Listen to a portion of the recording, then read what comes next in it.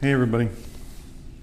Okay, so this video is about LEDs and it's something that triggered me on YouTube about LEDs.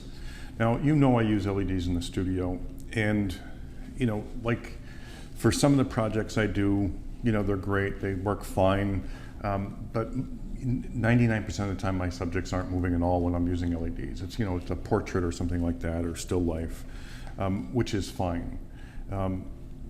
But to bump up shutter speeds with LEDs, you have to raise your ISOs, you have to open up your aperture, and that's not good for some of the stuff I shoot, most of the stuff I shoot. And then last night I was watching a video that I came across on YouTube concerning the Neo 3 and the Aeos 2 by Rotolight. Now, I'm sure these lights are fantastic for video, and I have no issue with them whatsoever. And I did use a Neo 2 a while back, and I hated it because of the AA batteries and the light output, and it's a light this big. And they came out with the Neo 3 and the Aeos 2. And the gentleman that pushes these is saying they're the softest light. They're better than anything else because you don't need a modifier with them. And they're so soft. And they do have the light dome that goes on top of them. But I want to use common sense here. And this isn't even the angry part here, so just bear with me. So you have a light, let's say the Aeos is this big. This is your light source, period. You can throw a dome on it, you can do whatever you want to it. It's not going to be softer unless you put it here, okay? When you put it here, it's harder. Further away, it's harder.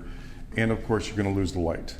Now you throw the light dome on it, you lose 2 or 3 stops of light with an already, and I'm sure it's bright. Don't get me wrong, I'm not saying that it's not bright. I use 200 watt and 300 watt LEDs in the studio, giant things that you plug into a wall, and they're not enough light for me. In most cases, they're just not, okay? So when I see them pushing these as the ultimate light source for photography, for still photography, I have to say, God, I hope people aren't listening to this.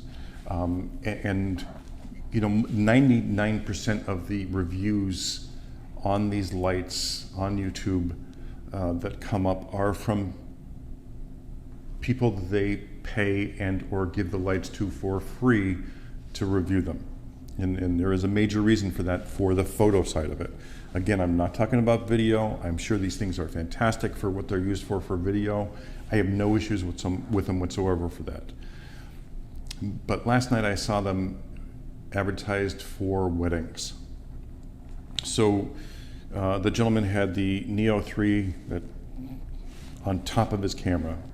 Number one, if you ever shot a wedding with a small speed light on top of your camera, it's cumbersome and it's a pain in the ass sometimes, okay?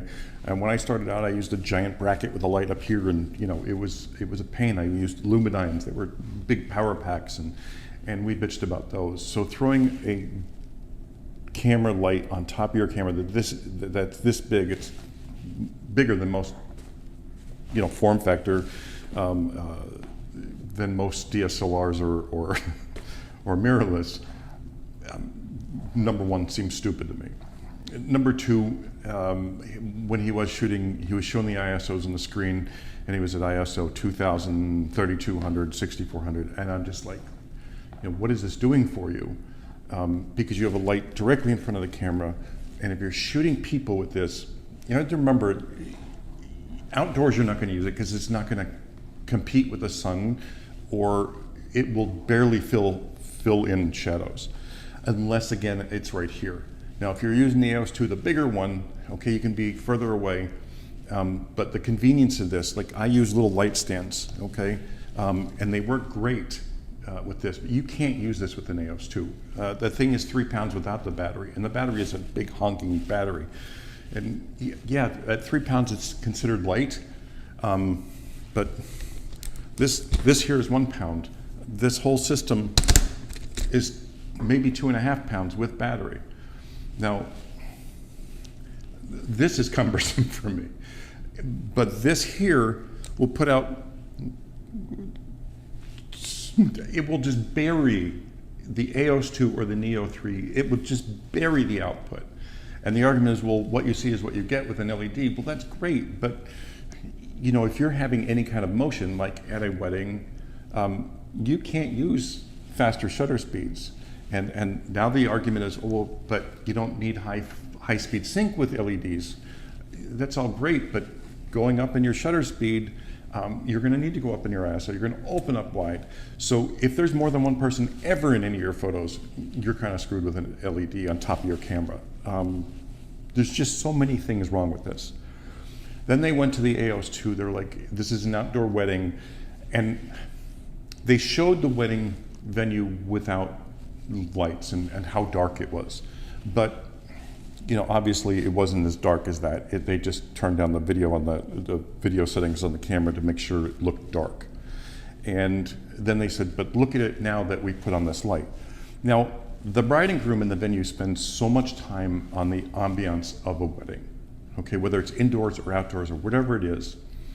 And for a photographer to go in and throw a giant LED into the sweetheart table to just throw all of that light off, it just looks like white light, a spotlight on them, I think is unfair to the bride and groom and to the venue and to all the work they put into setting this up to make it look this good.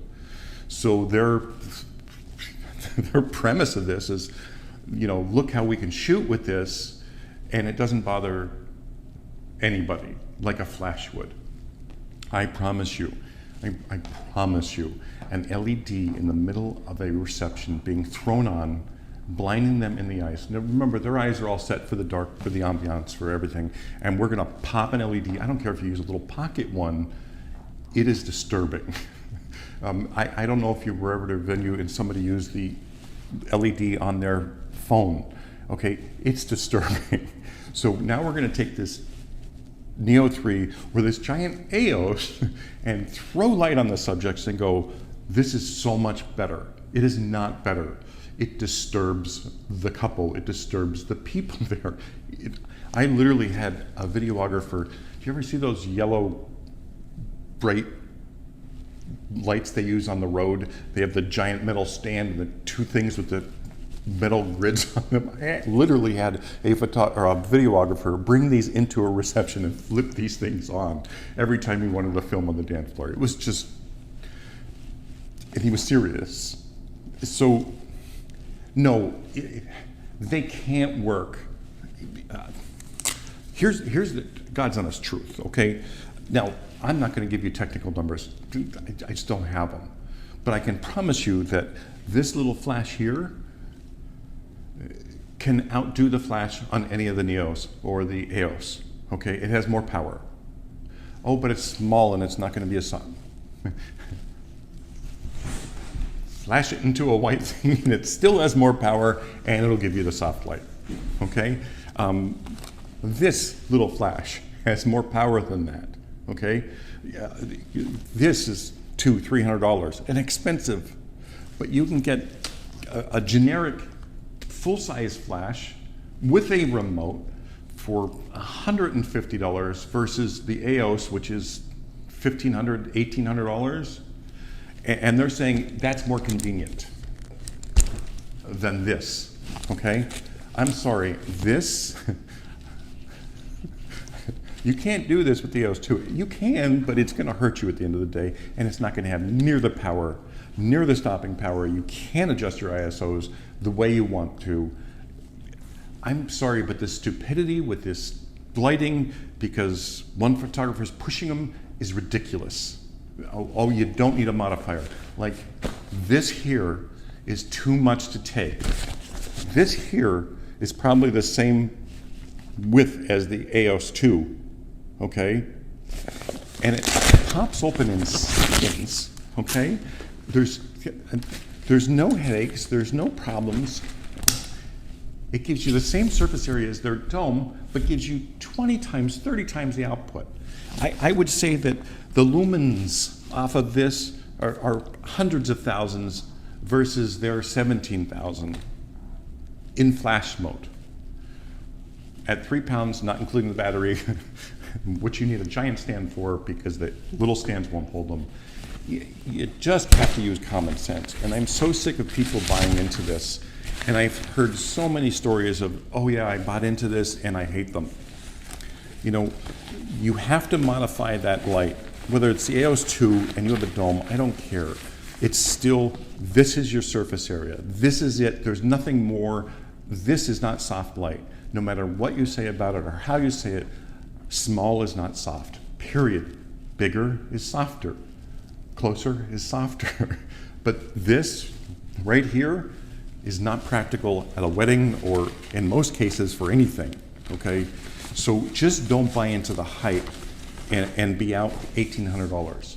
You may be wondering why I don't have one of these to say, hey, look, this is the results. I don't do reviews like that. I'm just telling you, I've had an LED. I have LEDs. I use them in specific situations. But for somebody now to throw out, these are perfect for weddings, they are not perfect for weddings in any way, shape, or form. You know, I'm sorry, the time that you need a flash or that you need light is during a reception or when it's dark. Now, all these people's eyes are, oh, they'll get used to it. You're blinding them in the middle of a dance floor or in the middle of a toast or cutting the cake. The ambiance is completely gone at the wedding. Nothing is left, okay? So, you know, use a small flash. I mean, you can put this down to 256th of a second and it's still gonna have more power and still be less obtrusive than an Aeos or a Neo 3, period. It's just logic. Okay, I'm done with my rant, I apologize, but please don't buy into hype. Buy a little flash. Buy a little flash, it's gonna give you more power. Put a card on here and then you have a bigger light source. It'll flash up to the ceiling, to the walls, boom, you're done. That's all you need. And you know, you can spend a couple $100, you can spend $100, you can spend $50 on a generic one versus $600 for a Neo or $1,800 for an Aeos 2, and you're going to get better results. All you have to do is learn how to use it. You know, and that's the big thing right here. It's like, oh, it's too easy to use LED because you can see what you get. But that's all you can do. You know, there's nothing after that. Okay, if they move, you have an issue. You know, if you want to use low ISOs, you've heard it. I've said it. Please learn how to use a flash. Get a little one, and you'll get better pictures than you would with that stuff for still photography. If you're doing video and you need something like that, that's great. But still, even as a hybrid, you're not going to get the photos that you want or that you expect with that versus one of these. It's just not going to happen unless you're okay with very high ISOs and slower shutter speeds and wide open. But like I said, there are specific uses for that. And if you look at the videos, all those specific uses, one more thing. So they did a shoot and it was like, oh, look at how great these are. I think they used 3 Aeoses and 2 Neos. And photographers are looking at it going, oh my God, I want one of those, I could do that. Well, do the math on 5 units. You know, do the math on 3 Aeos at $1,800 a piece. Well, maybe you can get it together, $1,500 a piece. Okay, that's $4,500, okay? Now 2 Neos, that's another 1,000. That's what, $5,500 we're up to now? And you could have got a couple generics of these for $300, put out more light output, thrown a gel on these things, did all the things that they can do, and did it at a low ISO, stopping action, doing whatever you want. You're not limited. Okay, I'm done ranting. Have a great day.